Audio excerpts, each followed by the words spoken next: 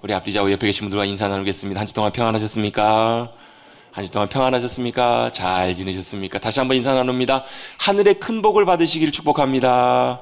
하늘의 큰 복을 받으시기를 축복합니다. 여러분, 이 땅의 복도 중요한데요.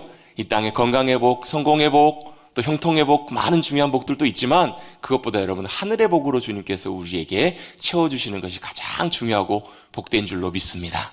그래서 여러분 하늘의 복을 이 땅에서도 풍성하게 누리시고 승리하며 살아가시는 저와 여러분 우리 모두가 되시기를 간절히 주님의 이름으로 다시 한번 축복합니다. 왜요? 왜 그래요? 주님이 우리의 복이 되어주시기 때문에. 찬송가 28장에 보면 복의 근원 강림하사 찬송하게 하여 주옵소서. 여러분 복이신 주님께서 우리 가운데 임하실 때 우리는 찬송이 터져나와요. 아멘. 복이신 주님께서 우리 가운데 역사하실 때 우리는 감사할 수 있어요. 복이신 주님께서 우리 가운데 오셔서 붙잡아 주실 때 우리는 기뻐하며 즐거워하며 주님과 동행할 수 있을 줄로 믿습니다.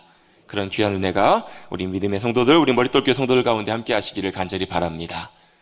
아멘. 정말 중요하거든요. 지난주에 예배를 마치고 나오는데요, 한 성도님께서 저에게 그런 얘기를 해주세요. 목사님 그거 아세요? 뭘요? 교회 옥상에 지붕에 말벌집이 크게 달려 있어요. 그래요? 저는 못 봤는데요. 저희 집에서도 교회가 한눈에 보이거든요. 근데 저 못 봤는데요. 무슨 말벌집? 저기 교회에 이름 써있는데 저쪽에 큰 벌집 있다고 알려주셔가지고 제가 다 가신 다음에 벌집을 찾아서 나섰습니다. 잘 못 보겠더라고요. 근데 건물을 돌아가지고 저쪽 그 유리창 그 복도 있잖아요. 계단 올라오시는 계단 유리 그 맨 끝에 옥상에 이렇게 처마처럼 이렇게 나와 있는 여기 이 사이에 벌집이 크게 생겨 있는 거예요. 그러니까 저희 집에서는 각도가 좀 그래가지고 자세히 안 보면 잘 안 보이는 거기에 벌집이 있는데, 벌집이 자세히 가서 봤더니 한 7, 80cm 정도 돼 보이는 큰 말벌집이 교회 그 지붕에 달려 있는 거예요. 마음 같아서는 한 걸음에 달려가서 한 방에 떨어뜨려 버리고 싶었지만 또 말벌집인지라 또 위치가 굉장히 접근하기가 어려운 위치여가지고 제가 어떻게 했냐면 바로 119에 전화로 신고를 했습니다. 119에 전화를 드려서 소방서에 전화를 해가지고 부탁을 드렸습니다. 그랬더니 지금 출동 중인데 출동 마치는 대로 바로 가셔서 바로 오시겠다고. 좀 기다리니까 한 20분 정도 기다리니까 큰 소방차와 함께 소방대원들이 출동을 하셨습니다. 와가지고 그 말벌집을 감사하게 잘 제거를 해줬습니다. 말벌 위험하기도 하고 위치가 일반인들이 접근하기 참 어려운 위치여서 어떻게 하나 봤더니 거의 한 30분, 1시간 정도 말벌집을 불로 다 일일이 태우고 그 다음에 그걸 다 물로 다 끈 다음에 그걸 다 깨부숴가지고 굉장히 수고해 주셔가지고 말벌집을 안전하게 잘 제거해 주셨습니다. 제 마음에 마치고 돌아가시는 너무너무 감사한 거예요. 드릴 게 비타민 음료밖에 없어가지고 비타민 음료만 드렸는데 마음 같아서는 진짜 식사라도 한 끼 대접해드리고 싶은 그런 감사하는 마음이 제 마음속에 들었습니다. 참 감사한 분들이시죠? 1년에 저희가 뭐 그런 일 말고도 한두 번 정도, 작년엔가도요, 한번 또 저희 교회 손님이 찾아오셔가지고, 뱀 손님이 찾아오셔가지고 한번 또 오셔서 잡아서 치워주시기도 하시고, 그런 어려운 일을 당할 때에 그런 일상적으로 좀 불편한 일이 있을 때 그분들에게 연락하면 119에 신고를 하면 바로 와서 해결해 주십니다. 난처한 상황이나 곤란한 상황, 혹시 또 위기의 순간에 여러분 바로 119 전화하면 혹시 뭐 아파서 쓰러졌을 때 여러분 어떻게 하세요? 저한테 전화하지 마시고 먼저 119에 전화를 하십시오. 물론 저한테 전화하셔도 제가 바로 웬만하면 바로 달려갈 텐데요, 119에 전화하시면 병원까지 또 안전하게 이송을 해 주십니다. 참 귀한 분들이십니다. 그런데 제가 문득 그러면서 그런 생각을 했습니다. 우리가 일상적으로 만나는 곤란한 일들이나 어려운 상황들은 도움을 받을 수 있어요.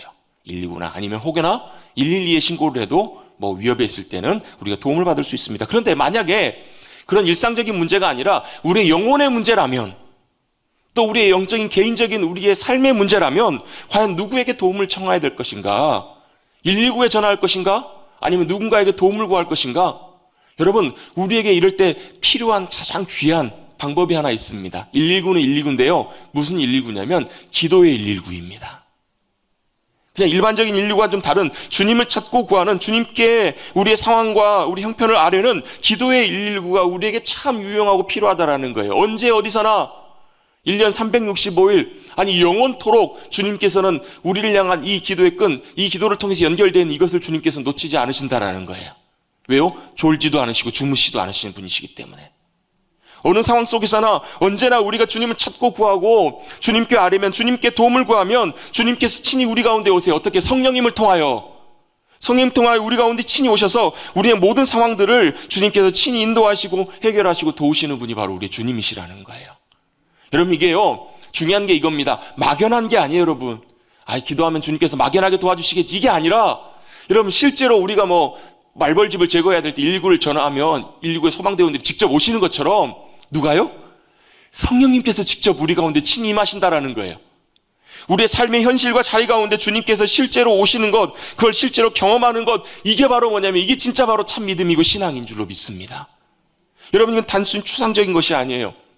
저는 혹이라도 어떤 분이 저에게 목사님 하시는 목회가 어떤 목회예요? 라고 물으신다면 저는 이렇게 대답하고 싶어요. 항상 저는요, 하나님 나라를 바라보며 목회합니다. 하나님 나라가 저의 목회의 가장 중요한 부분을 차지합니다. 여러분, 이 하나님의 나라는요, 우리가 죽은 다음에 가게 될 영원한 하나님의 나라를 포함하기도 합니다. 당연하죠. 우리가 죽은 다음에도 영원한 안식처, 주님이 우리를 예비해 놓으신 하나님의 귀한 나라, 천국의 풍성한 것들이 우리를 기다리고 있어요. 약속되어 있어요. 우리는 그곳을 향해서 한 걸음 한 걸음 나아가고 있잖아요. 저 높은 곳을 향하여 날마다 나아갑니다. 이 땅에 우리의 삶의 목적과 이 땅에 우리의 삶의 성공이 있는 것이 아니라 저 높은 곳에 하나님의 나라에 있는 것을 소망하고 나가는 것이 믿음이잖아요. 아멘. 그런데요, 가게 될 저 멀리 있는 하나님의 나라뿐만 아니라 어떤 나라가 있냐면 하나님의 나라가 오시는 하나님의 나라가 있어요. 오는 하나님의 나라. 주님께서도 우리에게 이렇게 기도하라고 가르쳐 주셨잖아요. 너희는 이렇게 기도하라. 하늘에 계신 우리 아버지 하나님, 이름이 거룩하게 높임받기를 원합니다. 그 다음에 뭐라고 기도해요? 나라가 임하시오며. 이 나라가 무슨 나라예요? 내 나라예요? 내가 세월 나갈 나라가 아니라 아버지 하나님의 나라가 임하시도록 기도하라. 이렇게 주님께서 말씀하고 계세요. 여러분, 기도하고 계시죠? 뭘요? 하신다며요. 뭘 기도하고 계세요? 하나님의 나라가 임하게 해주십시오. 어디에요? 저와 여러분의 심령에, 저와 여러분의 가정에, 저와 여러분이 걸어다니는 삶의 자리에, 이 일터에, 직장에, 여러분의 자녀들 후손에, 우리 교회에 하나님의 나라가 임하게 되기를 간절히 원합니다. 이걸 위해 주님 기도하라고 말씀하셨잖아요. 오는 하나님의 나라, 오시는 하나님의 나라, 이 나라를 저는 사모하고 바라보고 있어요. 이 나라가 임한다는 것은 무슨 뜻이냐면, 하나님의 나라가 임한다는 것은 여러분, 하나님이 눈에 보이세요, 안 보이세요? 안 보이시잖아요. 근데 안 보이시는데 그럼에도 불구하고 살아계시고 여전히 계시고 영원토록 계시는 그 하나님 아버지께서 하나님이 함께 하심을 우리의 삶의 자리 가운데 나타내 보여주시는 거예요. 아니, 하나님이 안 보여주시는데 어떻게 나타나세요? 어떨 때는요, 주님의 사랑의 손길로 우리를 붙잡아 주실 때가 있어요. 어떨 때는요, 생각지도 않은 하나님의 마음으로 여호와 이레 하나님으로 우리 가운데 예비하시고 역사하실 때도 있어요. 얼마 전에도 어떤 성도님이 저에게 그런 전화를 했어요. 목사님, 너무 감사해요. 뭐가요?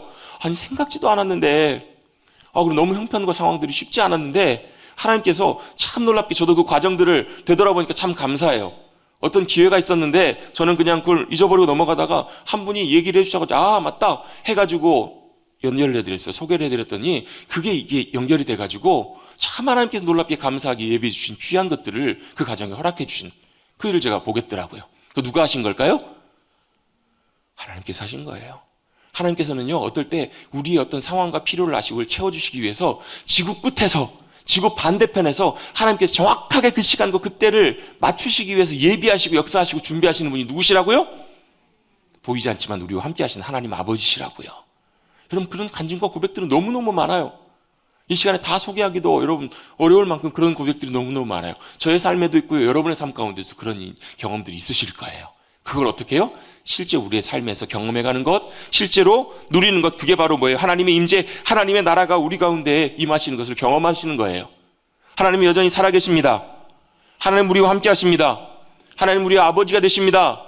하나님은 전지전능하신 하나님이십니다. 위대하신 주님이십니다.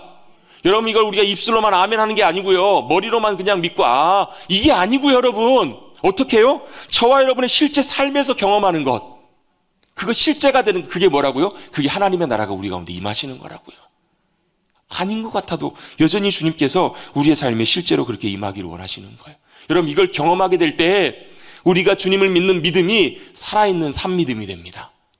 머리로만 믿는 믿음, 형식적인 믿음이 아니라 실제 살아있는 참 믿음으로 우리의 믿음이 자라가요. 주님 그런 말씀하시잖아요. 만약 그런 믿음이 겨자씨 한 알만큼만 있으면, 여러분 겨자씨 보신 적 있으세요? 저는 언제 봤냐면 어릴 때 선물 하나 받았는데 어떤 분이 이스라엘 성지순례를 다녀오시면서 선물이라고 갖다 주셨어요. 책갈피를 하나 갖다 주셨어요. 무슨 책갈피인가 받아봤더니 책갈피 안에다가 코팅이 되어 있는데 그 코팅 안에 조그마한 점세개가 찍혀 있어요. 그게 겨자씨래요. 제가 봤더니, 눈으로 봤더니 한 1mm도 안 돼 보여요.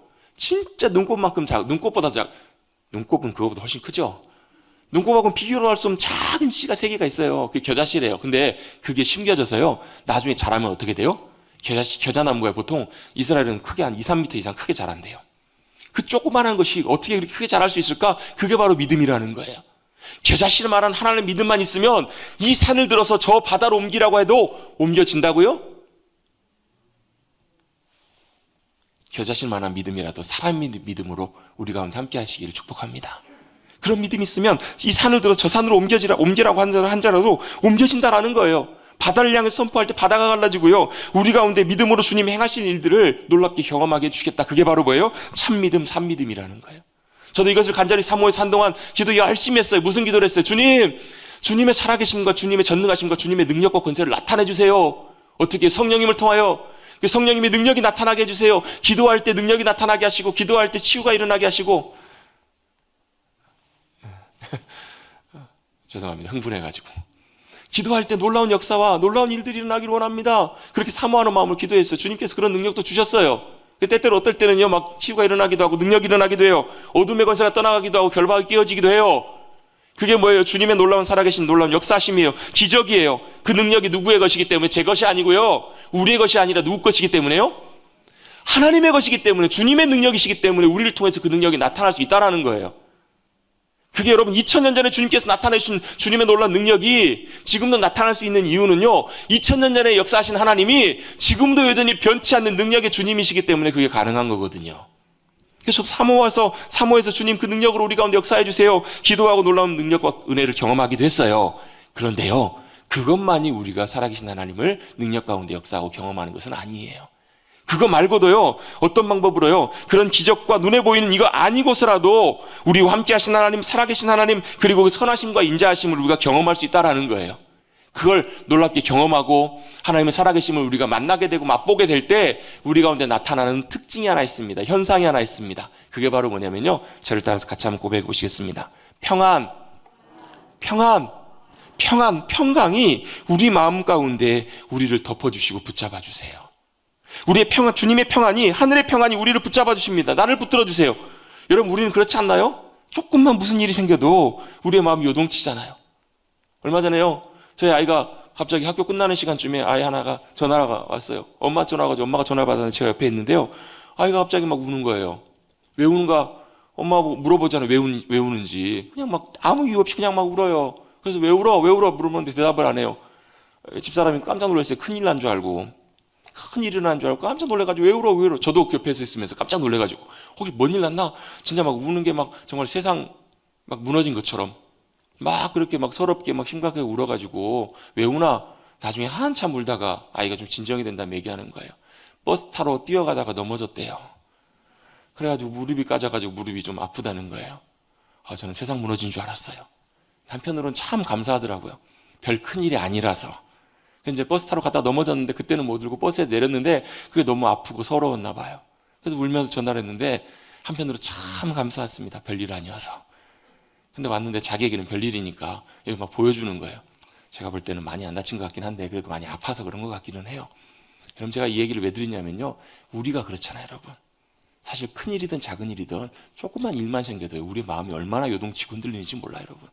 작은 일에 들어오면 얼마나 염려하고 얼마나 요동치고 흔들려요. 때로는 여러분 별일 아닌데 사람이 한마디 툭 던지는 그 말 때문에 여러분 우리의 마음이 어떻게 돼요? 분노로 가득 차요.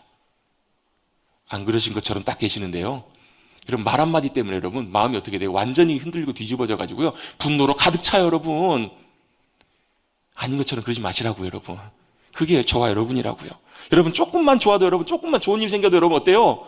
야, 세상 다 얻은 것처럼 좋아져요. 별것도 아닌데 여러분, 누가 밥 한 번만 공짜로 사줘도 얼마나 세상 좋은지 몰라요. 기분 좋은지 몰라요. 하루가. 근데 여러분 보세요. 어떤 때는 작은 일인데 조금만 어떤 일이 생겨도요, 막 그것 때문에 낙심하고 우울하고 슬퍼져요. 때때로 그것 때문에 두려워하고 염려가 가득 덮어요. 그런데 그때 어떻게 해요? 그때 주님의 임재가, 주님의 함께 하심이 나와 함께 하시면서 주님의 나라가 내 가운데 임할 때, 내 안에 임할 때 그 평안이, 하늘의 평안이 나를 붙들어 주신다라는 거예요. 흔들리지 않게, 요동치 않게. 그게 바로 주님의, 하나님의 실제를, 주님의 임재를 놀랍게 경험하는 거예요. 방법이에요. 그걸 역사하시는 분이 누구시냐면 성령님이세요. 그래서 성령님께서 성령을 우리 가운데 보내주시잖아요. 그래서 우리는 찬양해요. 뭐라고요? 성령이 계시네, 할렐루야 함께 하시네. 좁은 길을 걸어도, 어떤 길이요? 좁은 길을 걸어가도, 인생 여러분 믿음으로 걸어가는 길이요, 무슨 길이라고 주님 말씀하셨어요? 좁은 문, 좁은 길이래요. 근데 그 길을 걸어갈 때도 어떻게 걸어가요? 좁은 문을 걸으며 항상 기뻐하는 것, 주의 영이 나와 함께 하시기 때문입니다. 할렐루야 함께 하시네. 높은 산이 거친 들이 초막이나 궁궐이나 내 주 예수 모신 것이 그 어디나. 하늘나라를 이렇게 찬양하고 고백할 수 있는 거예요. 뭐가요? 하늘의 평강이, 하늘의 은혜가 나를 붙잡아 주실 때, 여러분 실제로 그런 은혜를 경험하시는 저와 여러분 되시기를 간절히 바랍니다. 주님이 이걸 위해서 이 땅에 오셨다라는 거예요. 이 땅에 주님이 오신 이유는 이걸 우리에게 허락해 주시려고, 하나님의 나라를 우리에게 허락해 주시려고 이 땅에 오셨습니다. 그래서 지난주에 어떤 말씀을 나눴어요? 사람들이 주님을 열광해요. 와, 예수님 하면서 환영합니다. 예수님을 간절히 찾아요. 인기가 하늘을 찌렀어요. 근데 예수님 거기에 전혀 아랑곳하지 않으세요. 왜요? 주님이 오신 목적과 주님이 오신 이유가 분명하셨기 때문에. 왜요? 뭐 때문에요? 그 일을 이루시려고. 어떻게 해요? 이렇게 말씀하십니다. 한 알의 밀이 땅에 떨어져 썩지 아니하면 그대로 있지만, 한 알의 밀이 땅에 떨어져서 죽으면 많은 열매를 맺을 것이다. 이게 뭘 의미하는 거예요? 그래서 사실 제가 오늘 말씀이 이 말씀에 좀 이어지는 말씀이거든요. 그래서 오늘 원래 설교 제목을 한 알의 밀알, 그 이후 이야기, 그 두 번째 이야기, 그렇게 좀 적으려고 그랬었거든요. 한 알의 밀이 땅에 떨어져서 죽으면 많은 생명을 맺는다, 열매를 맺는다. 이게 뭘 의미하는 거예요? 예수님께서 실제로 우리를 위해서 죽으실 것을 말씀하고 계시는 거예요. 십자가에서 돌아가시면서 우리에게 놀라운 생명을 주실 것을 말씀하신 내용들이 바로 그 내용들이에요. 그 말씀을 하신 다음에 그 직후에 주님께서 뭐라고 말씀하시냐면 27절입니다. 그 말씀들을 쭉 하신 다음에 27절 이렇게 말씀하십니다. 뭐라고 말씀하시는지 한번 같이 한번 읽어보겠습니다. 27절 읽어봅니다. 시작. 지금 내 마음이 괴로우니 무슨 말을 하리요?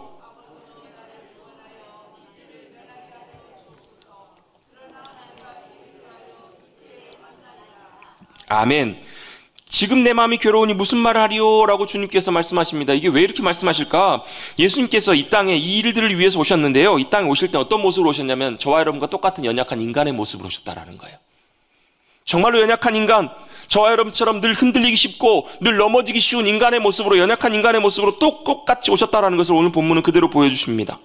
사실 만약에 한번 생각해 볼게요. 예수님이 우리를 위해서 이 땅에 오셨는데, 인간의 모습으로 오셨는데, 하나님과 한 분이신 삼위일체 하나님, 그분이 예수님이시잖아요. 하나님의 영광과 능력과 완벽하심, 위대하심을 그대로 똑같이 입으시고 인간의 모습으로 오셨다면 우리가 어떻게 반응할까요?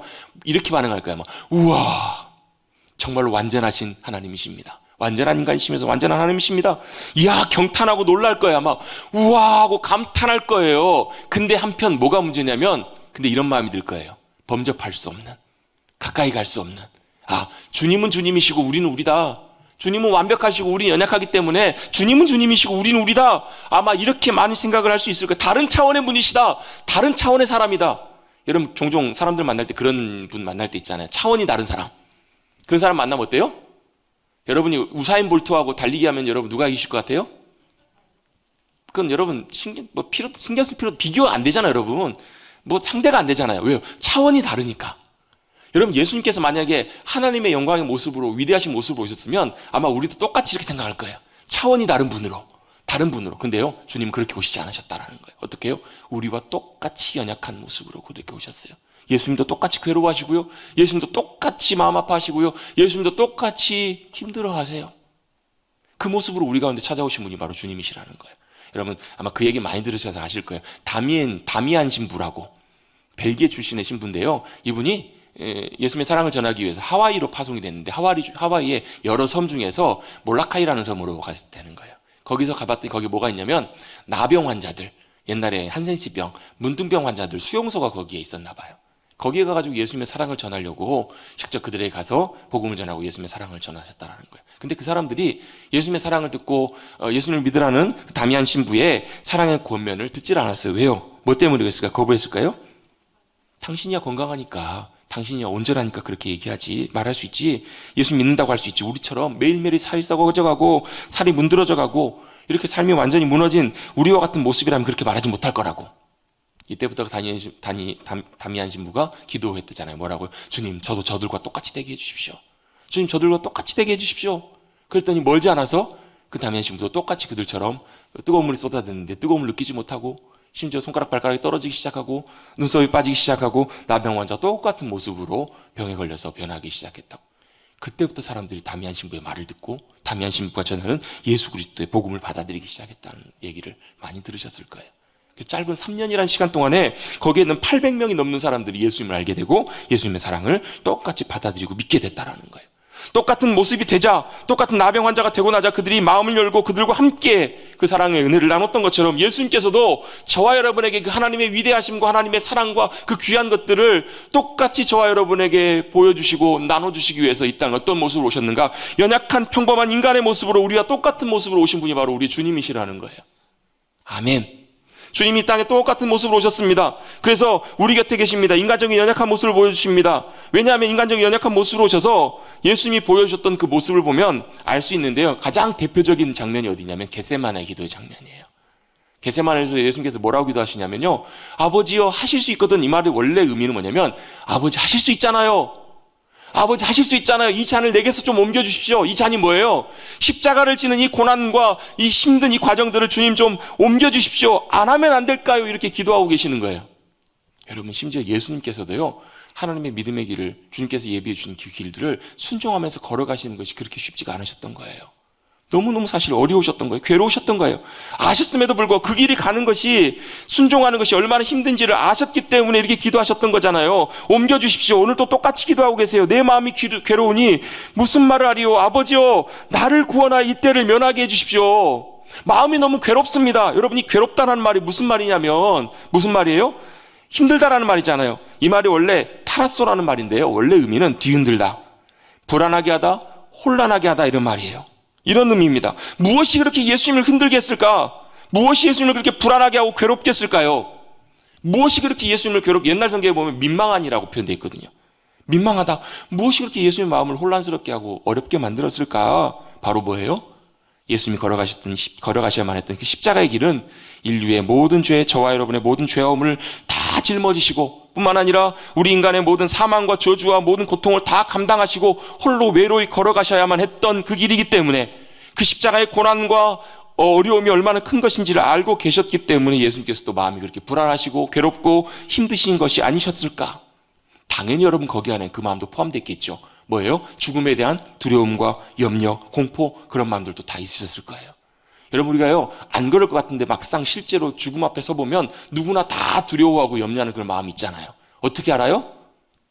딱 그런 위기의 순간에 오면요 어느 누구나 다 똑같이 얘기합니다. 뭐라고 얘기해요? 이렇게 5글자로 얘기합니다. 살려주세요. 아니에요? 그렇잖아요. 막 죽어갈 때 뭐라고 해요? 살려주세요. 너무 힘들고 고통스러우면 살려주세요 이러잖아요. 그래 보신 분 살려주세요. 왜 그래요? 그 죽음이 사실 두렵다라는 거예요. 피하고 싶다라는 거예요. 쉽지 않다라는 거예요. 예수님께서 똑같이 마음이 흔들리시고 괴로우시고 우리와 똑같이 인간적인 연약함을 가지셨던 분이 바로 우리의 주님이신 줄로 믿습니다. 여러분 생각해 보세요. 물을 포도주로 만드시고요. 여러분 죽은 나사로를 살리시고요. 풍랑을 잠잠케 하시고요. 5,000명을 먹이신 주님이세요. 놀라운 능력과 권세를 나타내신 주님이세요. 그런데 그 주님께서도 우리와 똑같이 괴로움이나 고통을 만날 때 이렇게 괴로워하시고 힘들어하셨다라는 거예요. 왜요? 우리가 똑같은 인간의 모습으로 오셨기 때문에. 여러분 혹시라도 우리도 또 마음이 괴롭고 마음이 흔들리고 마음이 어렵고 이럴 때요. 여러분 예수님께서도 똑같이 우리와 그런 일들 그런 상황을 겪으셨구나. 예수님도 그러셨구나. 예수님 생각하시면서 능력 가운데 이겨내시는 여러분 되시길 축복합니다. 여러분 때때로 여러분 우리가 너무 힘들어서 낙심하고 무너질 때도 있어요. 넘어질 때도 있어요. 어떻게 하시면 돼요? 다시 일어나시면 돼요. 자빠지고 좌절하고 무너졌을 때 어떻게 하시면 돼요? 다시금 주님을 향해서 손 내미시면 돼요. 주님요 이 손을 꼭 잡아주십시오. 이 손을 꼭 붙잡아주세요. 여러분 주님을 향해서 손 내밀고 주님을 사모하는 이들에게 연약한 우리의 심령 가운데 베풀어 주시는 것이 주님의 크신 은혜인 줄로 믿습니다. 우리에게 주님께서 은혜로 붙잡아주세요. 우리가 연약함을 알고 주님 앞에 믿음의 손을 내밀 때 믿음으로 주님 앞에 나갈 때 붙잡아주시는 것이 주님의 은혜예요. 이 은혜가요 사도 바울을 사도 바울 되게 만들었고요. 이 은혜가요 사고뭉치였던 베드로를 베드로 되게 만들었던 거예요. 여러분 이 은혜가 저와 여러분을 놀랍게 새롭게 하시고 변화시켜 주시는 귀한 은혜로 역사하시기를 주님의 이름으로 축복합니다. 예수님도 저와 여러분과 똑같은 인간의 연약한 모습으로 오셨기 때문에 마음이 너무 괴로우셨어요. 흔들리셨어요. 제가 엊그저께 갑자기 전화를 한 통화를 받았는데 무슨 전화를 받았냐면 경찰서에서 경찰관이 전화를 하셨어요. 그러면서 뭐 무슨 차주되시죠? 예, 맞는데요. 뺑소니 사고 신고가 들어왔습니다. 그러면서 몇 시에 어디 앞에서 주차된 차를 사고를 내고 그냥 갔다는 거예요. 그래서 보니까 제가 그 차를 운전하진 않았고 저희 아내가 아기 이제 병원 데리러 가면서 하면서 그 시간 좀 그때를 지나갔겠다 싶어 전화를 해봤어요. 그랬더니 아내는 전혀 모르는 일이라는 거예요. 그런 적이 없다는 거예요. 그래서 병원 진료를 하고 있는 중이어서 기다리다 병원 진료 끝나면 빨리 와보라고.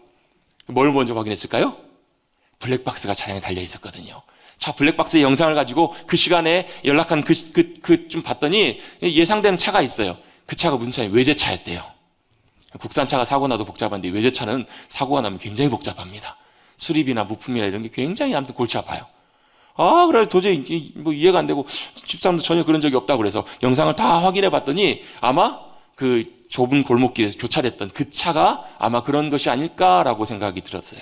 그래서 다 돌려보고 확인해 봤는데 아무리 봐도 부딪힌 흔적이 없어요. 아무리 봐도 그래서 다 나가가지고 제 차도 혹시라도 긁힌 자국 있나 앞에서부터 뒤에까지 다 뒤져봤는데 새 차를 안에서 더러워서 그렇지 차 흠집 나거나 긁히거나 이런 데는 없는 거예요.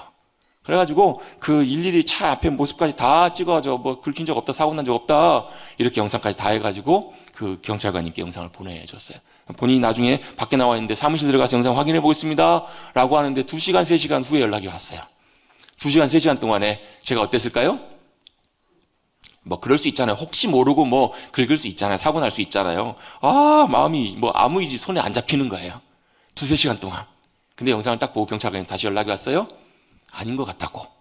그러면서 제가 물어봤어요. 도대체 어디가 어떻게 사고가 났대요? 그걸 물어봤더니 운전석 뒷문 쪽이 타이어가 부딪힌 자국이 있다는 거예요. 제가 그 얘기를 듣고 웃었습니다. 왠지 아세요? 타이어가 부딪히려면요 뒷바퀴는 절대로 못 부딪힙니다. 안쪽으로 들어가 고정돼 있어서 그 타이어가 부딪히려면 뒷바퀴는 다 무너뜨리고 들어가야 다 박살이 나야 타이어 부딪힐 수 있고 앞바퀴가 부딪히려면 가만히 옆에 멈춰 세워가지고 타이어를 이쪽으로 이빨 다 돌려가지고 타이어를 이렇게 튀어나오게 한 다음에 그 다음에 가야 되는데 내 차가 움직이면 먼저 이게 앞에 부분이 먼저 닿지 타이어가 먼저 닿기가 어렵거든요. 이분이 아마 착각했나 보다. 다른 데서 아마 다른 차가 그래놓고 아마 옆에 차가 붙었으니까 우리 차가 사고 낸 걸로 그렇게 신고를 했나 보다. 한편으로는 좀 억울하기도 하고 화도 나기도 하고 답답하기도 했어요. 어쨌든 간에 마지막에 경찰관이 그런 얘기 하시더라고요. 혹시라도 이게 서로 양쪽에서 교차하다가 긁힌 사고라고 할지라도 이렇게 부딪힌 사고는 서로 가해자 피해자가 없다고. 50대 50이라고. 서로 자기 차만 자기가 고치면 된다고. 그 얘기를 듣고 나니까 신경 쓸 게 하나도 없어진 거예요. 나중에 다시 한번 CCTV랑 다 확인해보고 연락 준다고 했는데 3일 넘었는데 아직 연락이 없는 거 보니까 아무 일은 없겠죠. 뭐 아무 일이 없을 것 같아요. 상황이. 제가 그 상황을 겪으면서 무슨 생각을 했냐면 아무 일도 아닐 일일 수도 있지만 이런 일 하나 생기니까 정신이 하나도 없더라고요. 아무 일도 손에 잡히지가 않더라고요. 만약에 블랙박스 없었으면 잘못하면 덤땡이 쓸 수도 있었겠다라는 생각이 들기도 해요. 또 이런 일들 때문에 많은 사람들이 참 억울한 상황에 처한 경우들도 참 많겠다 이런 생각이 들더라고요.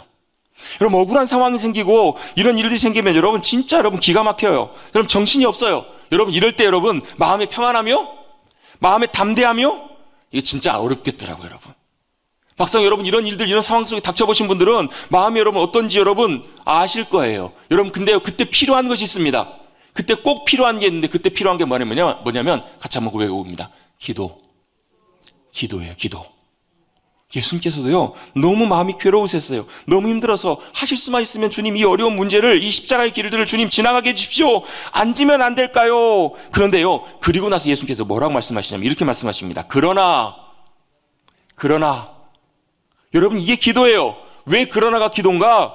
내가 이를 위하여 이때에 왔습니다. 아버지여 아버지의 이름을 영광스럽게 하옵소서. 이게 왜 기도냐면요 예수님께서도 괴로우시고 혼란과 불안과 고통의 순간에 뭘 하고 계신 거예요? 그러나 내가 이때를 위해서 아버지의 이 일을 위해서 왔고 이때에 지금 이 역에 서 있는 이유가 그것입니다라고 예수님께서 뭐 하고 계시는 거예요? 기도하고 계시는 거예요. 여러분요 기도하면서 우리가 하나님의 은혜를 구하고 하나님 찾게 되면요 그러면 여러분 기도는 뭐가 하는 게 있냐면 기도는 여러분 바꾸는 힘이 있습니다. 기도는 바꾸는 힘과 능력이 있어요. 뭘 바꾸시냐면 먼저 자기 자신을 바꿔주십니다. 기도하는 사람을 바꿔주세요. 기도는 내 자신을 바꾸십니다. 어떻게 바꿔주시는가? 내가 보는 위치에서 보는 상황과 시선을요 위에서 하나님께서 보시는 시선과 위치로 바꿔주세요. 여러분, 밑에서 보는 거하고 위에서 보는 게 완전히 달라요, 여러분. 산 좋아하시는 분들이 산에 가시는 이유가 여러 가지가 있지만 그 이유 중에 하나가 정상에 올라갔을 때 바라보는 이게 다르잖아요, 여러분. 그건 여러분, 산에 오르지 않아서 밑에 있는 분들은 절대로 볼 수 없는, 누릴 수 없는 그런 감격이잖아요. 올라가 봤더니 뭐가 보여요? 전체가 다 보여요. 여러분, 우리가 기도할 때 기도하기 전에는요, 뭐만 보여요? 내 힘든 상황만 보이고 문제만 보여요. 너무 마음이 혼란스럽고 괴로워요. 근데요, 기도할 때 뭐가 되냐면 그러나가 돼요. 그러나 이게 뭐예요? 겟세마네 기도에서는 예수님께서 이렇게 기도하세요. 나의 원대로 나의 뜻대로 되지 마시고 아버지의 뜻대로 되기를 원합니다. 아버지의 선하신 뜻을 이루어 주옵소서. 뭐 하고 있는 거예요? 기도하면서 주님이 바라보시는 주님의 일, 그게 뭐예요? 십자가의 길이 쉽지 않지만 그 고난의 길, 그 어려움의 길들을 지나갔을 때 그 뒤에 있는 놀라운 승리와 영광을 바라보시면서 기도하시는 거잖아요.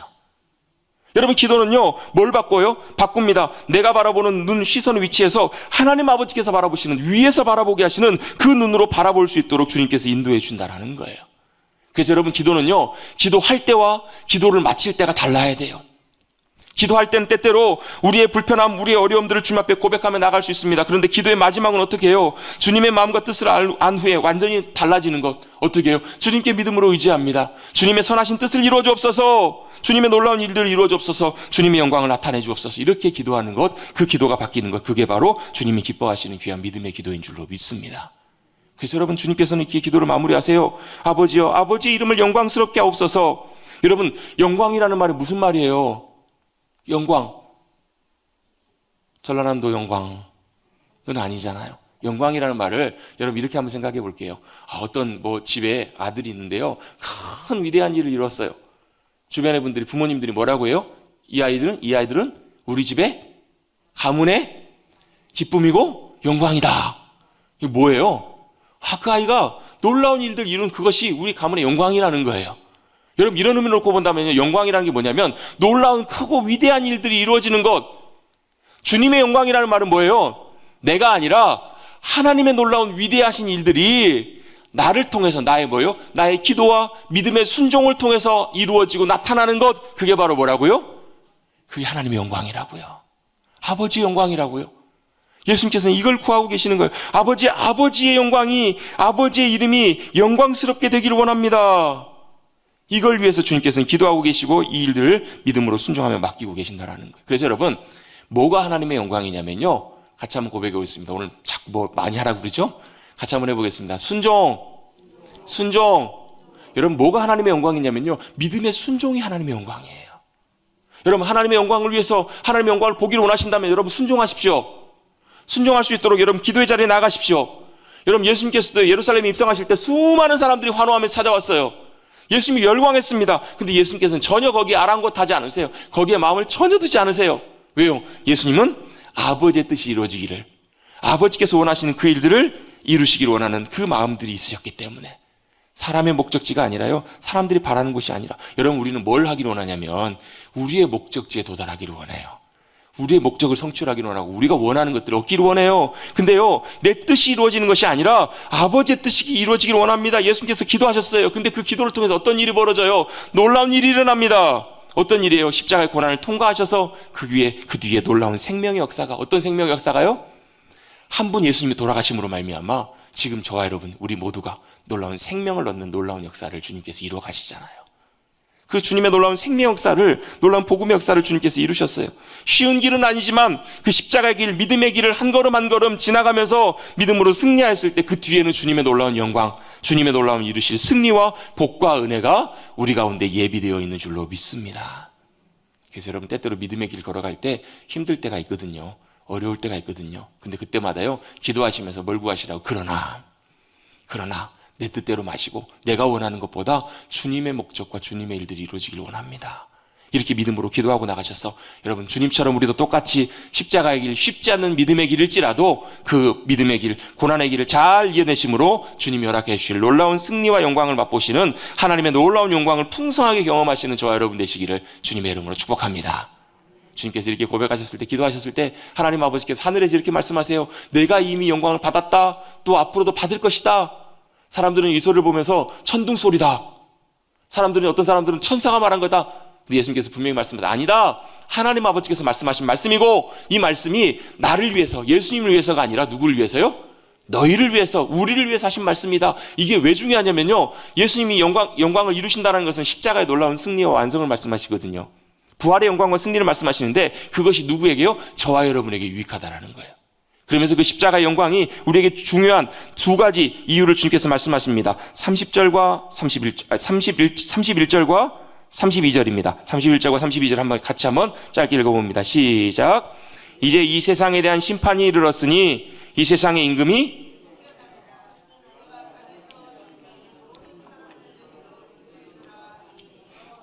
아멘. 주님께서 이 영광의 길을 통해서 두 가지를 이루십니다. 첫 번째는 뭐냐면요, 세상의 임금이 쫓겨날 거라는 얘기예요.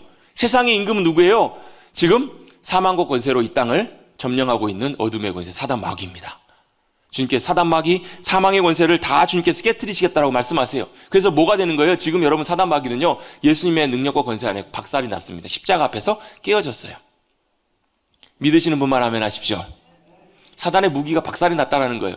여러분, 그래서 고린도전서 15장에서 이렇게 말씀합니다. 사망아 너의 쏘는 것이 어디 있느냐? 여러분, 싸우려면 뭐가 있어야 돼? 무기가 있어야 되잖아요. 근데 사망의 무기가 없어져 버렸대요. 사단 마귀의 무기가 깨어졌대요. 어디서? 예수님의 십자가의 능력과 권세 가운데요. 여러분, 믿고 꼭 붙잡으시기를 주님의 이름으로 다시 한번 축복합니다. 예수님께서 십자가의 길을 걸어가심으로, 완성하심으로 말미암아 사단의 권세가 이빨 빠진 호랑이가 된 거예요. 여러분, 맞대잖아요. 애도 맞대잖아요. 우리 찬이도 맞다잖아요. 여러분 세상과 사단을 보면 여전히 죄악 가운데 득세하는 것처럼 보여요. 여전히 여러분 우리도 죄의 권세에 매이면 그렇게 되거든요. 근데 여러분, 우리 아까 찬양 고백했던 것처럼 예수님의 십자가의 보혈의 능력을 의지해서 여러분 죄의 자리에서 빠져나오시고 여러분 사단의 권세를 멸하신 그 주님의 놀라운 승리를 붙드시는 여러분들 되시기를 주님의 이름으로 축복합니다. 주님이 이루신 놀라운 일이 바로 그거라는 거예요. 세상의 임금이 이미 쫓겨났다라는 거예요. 여러분, 레임덕이란 말 아시죠? 뭐예요? 아직 임기는 남아있지만 이미 권세가 넘어간 거예요. 다음 정권으로 들어온 거예요. 그 다음 정권이 누구세요? 예수님이요. 예수님이 온 땅을 다스리시고 저와 여러분 다스리시기 위해서 오셨잖아요. 십자가에서 그 일을 이루시고 성취하셨잖아요. 아멘? 그 일을 주님께서 이루시겠다고 말씀하시는 거예요. 두려워할 필요가 없어요. 염려할 필요가 없어요.